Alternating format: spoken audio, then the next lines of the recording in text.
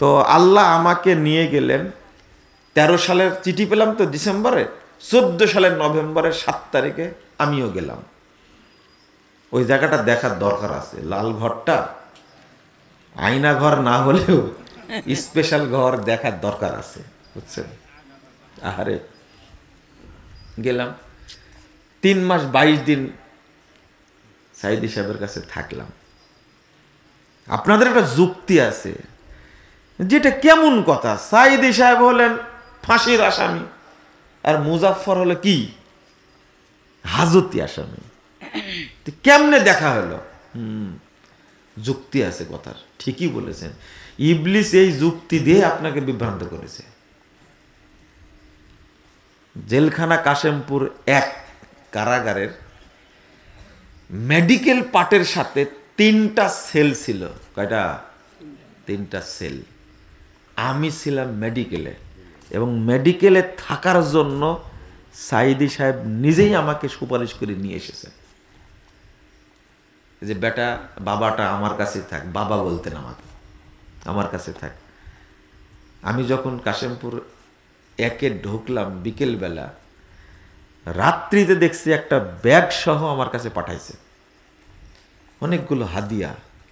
এই যে এতদিন রিমান্ডে ছিলাম, ঘুরে বেড়ালাম কোথায় কোথায়, 5 দিন রিমান্ডে রাখছিল, তারপরে ঢাকা জেলখানায়, তারপরে কাশেমপুরে নিয়ে গেছে। তো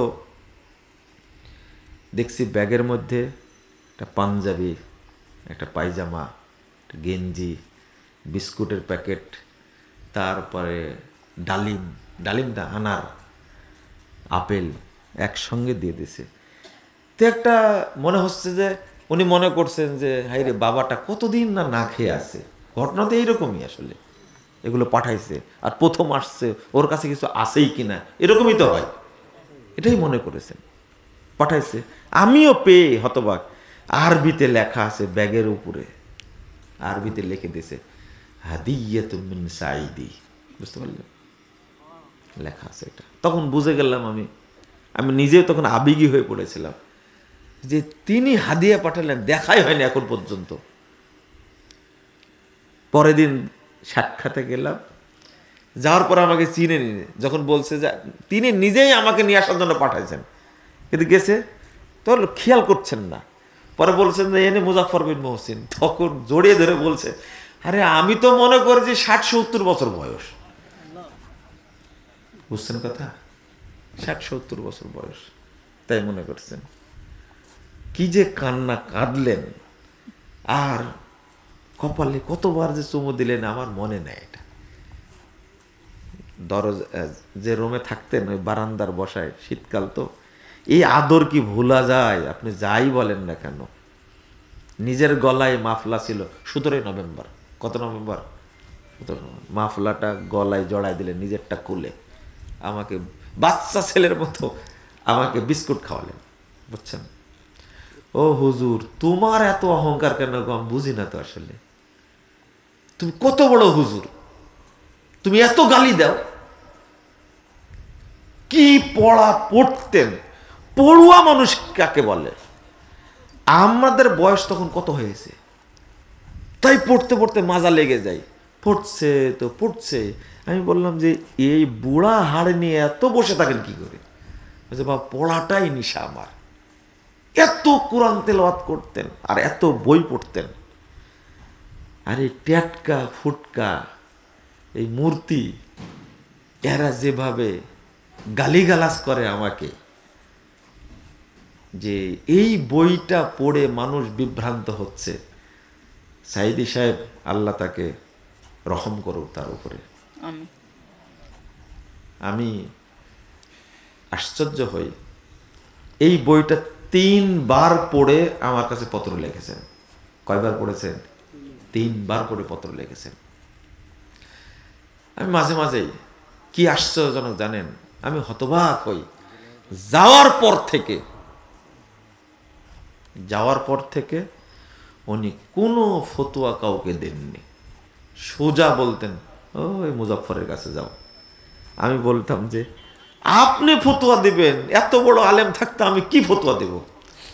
তখন বলছেন যে যা দিয়েছি আগে দিয়েছি, তুমি থাকাকালীন আমি আর ফতোয়া দেব না, দেইনি, একবারে দেইনি বলতেন, যে ওর কাছ থেকে জানি না, সে অনুরোধ করতাম আপনি বলেন। আচ্ছা না, আমি বলবো না। বন্ধুরা আমার, আমি এই কথাটা বলার উদ্দেশ্য হলো, যে গাছে ফল বেশি ধরে ওই গাছটা ঝুঁকে যায়, নমনীয় হয়। আর যে খালি কলস কি বাজে বেশি। বুঝতে পারলেন? এই যে একটা জিনিস ভুল জিজ্ঞেস করতেন, আচ্ছা এইটাও কি ভুল নাকি? আপনি কোনোদিন জিজ্ঞেস করেছেন? বা আপনার ভুল হতে পারে এটা কোনোদিন চিন্তা করেছেন আপনি? কোনোদিন চিন্তা করেননি আপনি। আপনি যে জিবরিলের চেয়ে বড় আলেম, আপনার ভাব দেখে মনে হয় নবীরা কি জানতো। আমার যতগুলো ডিগ্রি, নবীর তো কোনো ডিগ্রি ছিল না, নবীর চেয়ে বড় আলেম। নাউজুবিল্লাহ, আস্তাগফিরুল্লাহ। এরকম ভাব কেন আপনার? এত ভাব কেন আপনার? সি, এটা তো আলেমের জন্য লজ্জাজনক। এটা একটা, আপনি অহংকার করবেন কেন? ভুল হতে পারে না মানুষের? না, এই সমস্ত আলেমদের ভুল হয় না। যারা সারাদিন শিরিক বিদআত নিয়ে পড়ে আছে, বসে আছে, তাদের ভুল হয় না। আল্লাহ এদেরকে হেদায়েত দান করুন। বলেন আমিন। না আমিনও বলবেন না আপনারা? হেদায়েত দিলে কোনো সমস্যা আছে? আল্লাহ এদেরকে হেদায়েত দান করুন, আমিন ইয়া রাব্বাল আলামিন। শোনেন, তিনি মাঝে মাঝে বলতেন, বাবা দোয়া করো আমার জন্য, আল্লাহ যেন আমার 2 রাকাত সালাত কবুল করেন। কয় রাকাত? আচ্ছা, কেন এটা বলতেন? অন্য আমলের কথা বলতেন না। আমি উল্টা বলতাম, আমি আপনার জন্য দোয়া করি আল্লাহ সব আমলই কবুল করুন। বুঝলেন কথা? না না না, এত বড় দোয়া করতে হবে না, 2 রাকাত কবুল হলে কাজে লাগবে।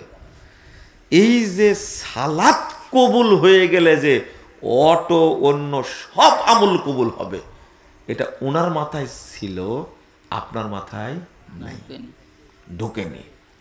আপনার মাথায় ঢোকেনি। এটা শুধু একটাই দোয়া আছে। কোনোদিন বলেননি আমাকে যে আল্লাহ যেন আমাকে সুস্থ রাখে এই দোয়া করে, কোনোদিন বলেননি।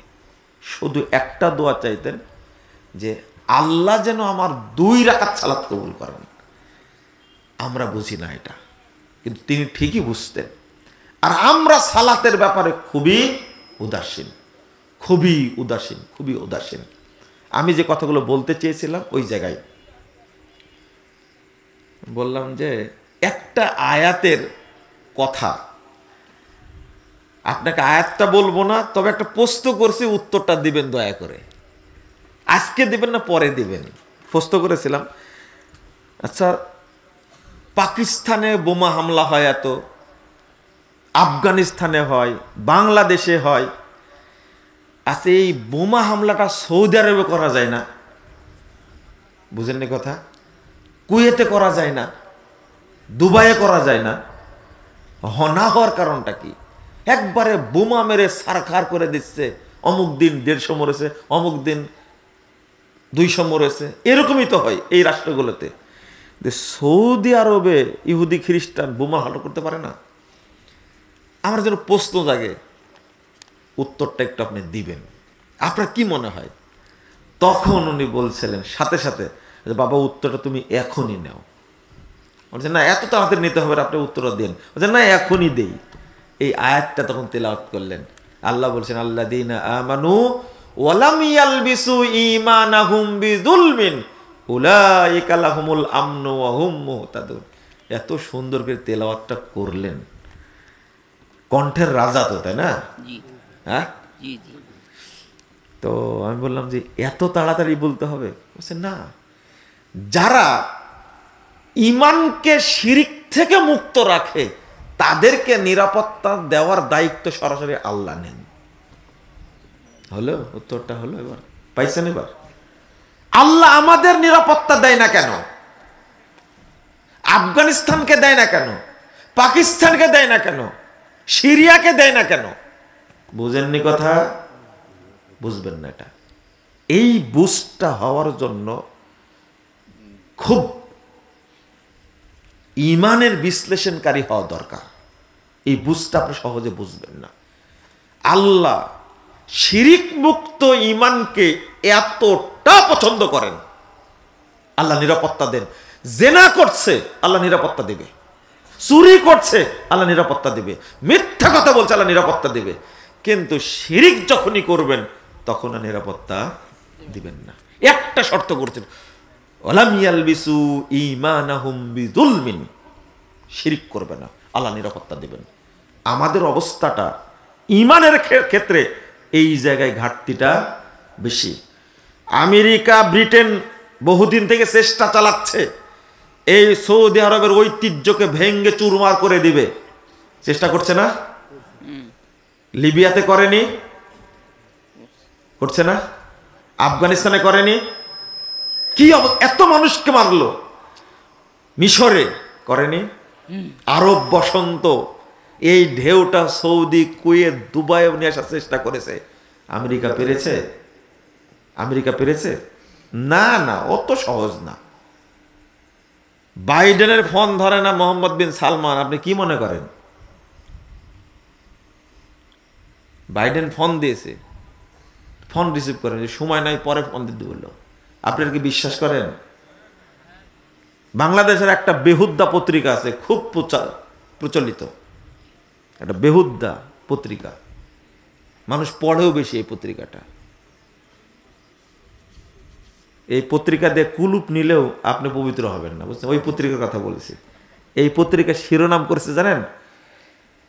বাইডেনের গালে মোহাম্মদের চপেট আঘাত, এই শিরোনাম করেছিল। ফোন ধরেছে, ধরেনি, এটাই। পরে বাইডেন তেল দেওয়ার জন্য সৌদি আরবে আসছিল, এটা জানেন আপনারা? আসছিল না? এইগুলো মনে হয় বুঝেন না আপনারা নাকি? এইগুলো বোঝা যাবে, এইগুলো বুঝতে হবে। আমি যে কথাটা এখন বলবো, আপোষহীন থাকতে হবে। আকীদার সাথে, তাওহীদের সাথে তাগুতকে মিশ্রণ করা যাবে না। ঈমানের সাথে কুফুরকে মিশ্রণ করা যাবে না। জাহেলিয়াতের সাথে দ্বীনকে মিশ্রিত করা যাবে না। ঈমানের সাথে শিরককে মিশ্রণ করা যাবে না। আপনি একই আকীদার উপরে থাকবেন। আল্লাহ বলছেন, ওয়া ইন্না কাসীরাম মিনান নাস বিলিকাই রাব্বিহিম লাকাফিরুন। সূরা রোম ৮ নম্বর আয়াত। অধিকাংশ মানুষ, আল্লাহ বলছেন অধিকাংশ মানুষ রবের সঙ্গে সাক্ষাৎ করবে কাফের হয়ে। কি হয়ে? কেন? আল্লাযীনা আমানু বিল বাতিল ওয়া কাফারু বিল্লাহ উলাইকা হুমুল খাসিরুন। সূরা আনকাবুত 52 নম্বর আয়াত। আল্লাহ বলছেন, যারা বাতিল জিনিসের প্রতি ঈমান আনবে, কুফরি করবে, তারাই জাহান্নামে যাবে। বাতিল জিনিসের প্রতি ঈমান আনেননি আপনি? এনেছেন না? বলেন তো, ইসলাম হক না বাতিল? ইসলাম হক না বাতিল? এবার বলেন তো, গণতন্ত্র হক না বাতিল? হ্যাঁ, ঈমান আনলেন কেন? হ্যাঁ, আপনার কথাই কথাই বলেন প্রয়োজন গণতন্ত্রের জন্য জীবন দেব। দেন, আপনি দেন। আমাকে বলছেন একজন যে, মুজাফফর সাহেব আর কতদিন আকীদা আর তাওহীদের ওয়াজ করবেন? কতদিন আর সালাতের ওয়াজ করবেন? আমি বললাম যে কি করা লাগবে? যে মন্ত্রী কখন হবেন, প্রধানমন্ত্রী কখন হবেন?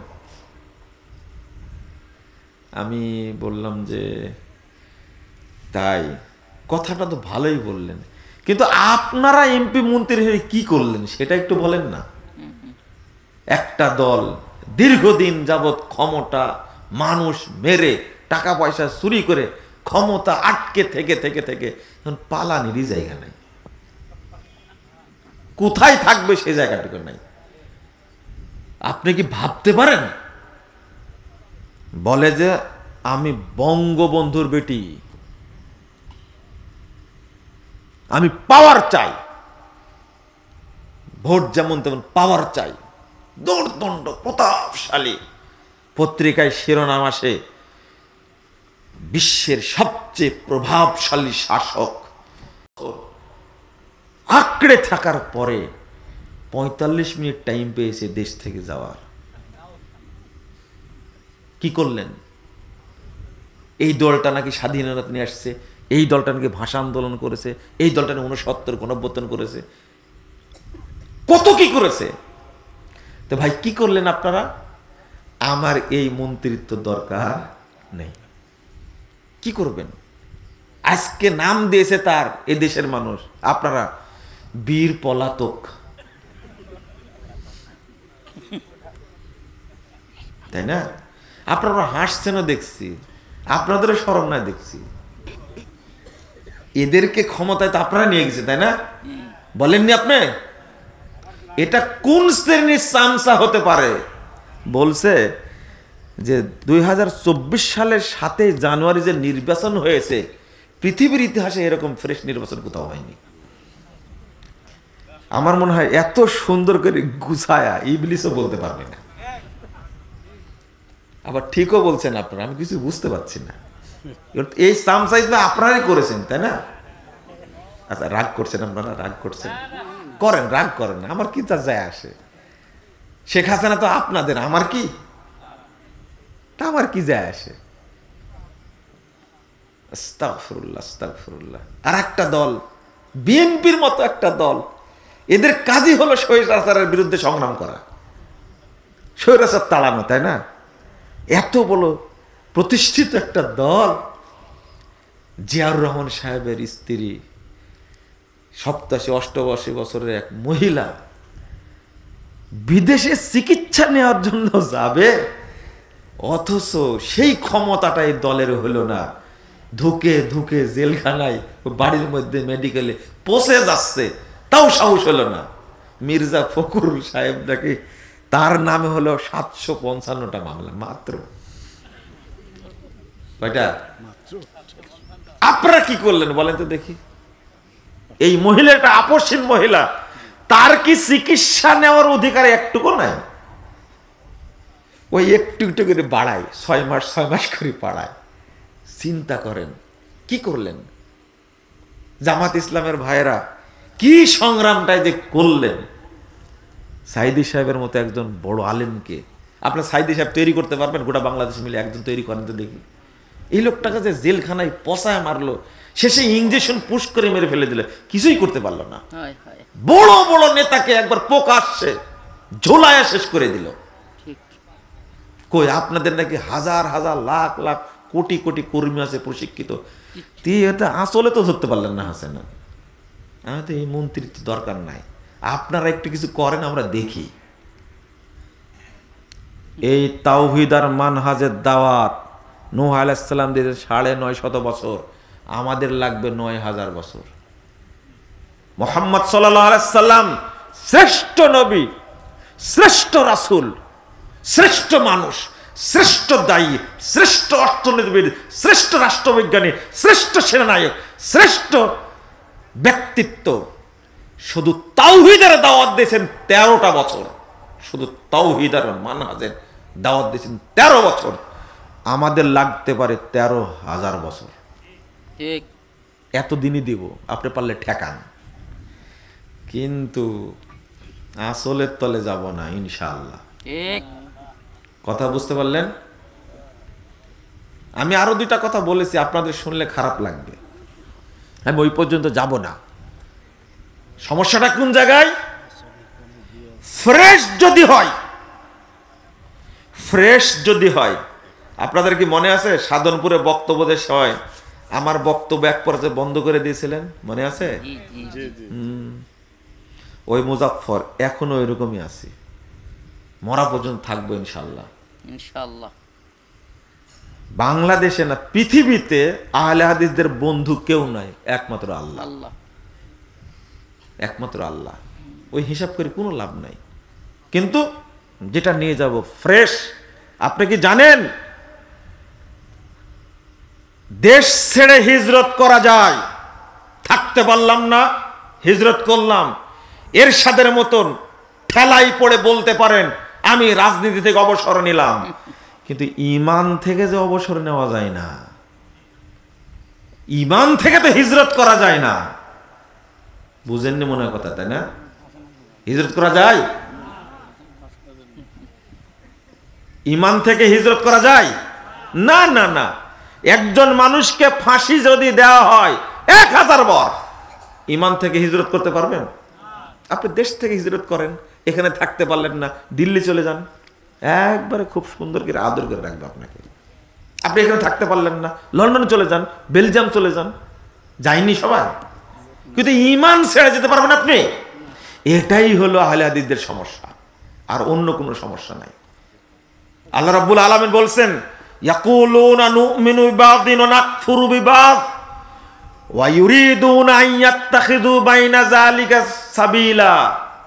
আল্লাহ কি বলছেন শোনো, ওরা বলবে কি জানো, এখান থেকে কিছু নি, অর্থাৎ শরীয়ত কিছু মানি আর কিছুটা কাটছাট করি, আর এই দুইটা মিলে সুন্দর একটা পথ তৈরি করি, যেন বাংলাদেশটা আমেরিকা বানানো যায়। এই যে আল্লাহর কথার সাথে কি মিলছে? এখন মিলে না, মনে হয় মিলে না, তাই না? কিছু ইসলামের নিব আর কিছু কি, হ্যাঁ? ও না না, বুঝেননি এখনো। মন্দিরেও যাব, মসজিদেও যাব, তাই না? মক্কাতে যাব, গির্জাতেও যাব, তাই না? দুইটাই যেন চলবে। দুইটাই কি? এক হুজুর যে সুন্দর করে গীতা পাঠ করছে মন্দিরে গিয়ে, আপনারা মনে হয় দেখেননি, তাই না? না, আপনারা খুব সাধু, কেউ ভিডিও দেখেন না, ফেসবুক কারোই নাই, তাই না? সবাই সাধু। তো আপনি, আচ্ছা, আপনি একটু চিন্তা করেন, এই কাজটা আপনি পারবেন? বলেন পারবেন? পারবেন না, এটা পারবেন না। আল্লাহ বলছেন এখান থেকে কিছু নেব, এখান থেকে কিছু নেব, এদের দাবি। তবে তোমরা শুনে রাখো, উলাইকা হুমুল কাফিরুনা হাক্কা, এরাই হলো অরিজিনাল কাফের। হইল এবার? অরিজিনাল, নির্ভেজাল, তাজা টাটকা কাফের। আল্লাহ বলছেন উলাইকা হুমুল কাফিরুনা হাক্কা, ইসলামের সাথে মিশ্রণ চলবে না, কোন থিওরির মিশ্রণ চলবে না, মানলে একটাকেই মানতে হবে, অত সহজ না। আবার ক্ষমতার কথা বলেন, তাই না? আকীদার বক্তব্য দিতে গেলে আপনারা যেটা মনে করেছিলেন ওইটা না, কিন্তু আকীদা আপনারা মনে করছেন। আমরা একটা জিনিস বুঝাতে পারছি না আপনাদেরকে, কেন মিশ্রণ করা লাগবে। আপনার জায়গায় দাঁড়িয়ে থাকেন। মুহাম্মদুর রাসূলুল্লাহ সাল্লাল্লাহু আলাইহি ওয়াসাল্লাম কয়জন ছিলেন? একজন। আবু জাহালের সাথে আপোষ করেছে? তারা চেষ্টা করেনি আপোষ করানোর জন্য? বর্তমানে কয়জন আছে বাংলাদেশে সরকার? না, 21 জন, বাড়ায় 21 জন করেছে, ওটাও ভুলে গেছেন আপনারা। তো এই 1500 বছর আগের তুলনায় খুবই কম। 14 জন মিলে আল্লাহ রাসূলের কাছে গেছিল, কাফেররা মিটিং করে, আবু জাহাল, আবু লাহাব, উতবা, সাইবা মিটিং করে বলছে, যাও এই দ্বন্দ্ব করার দরকার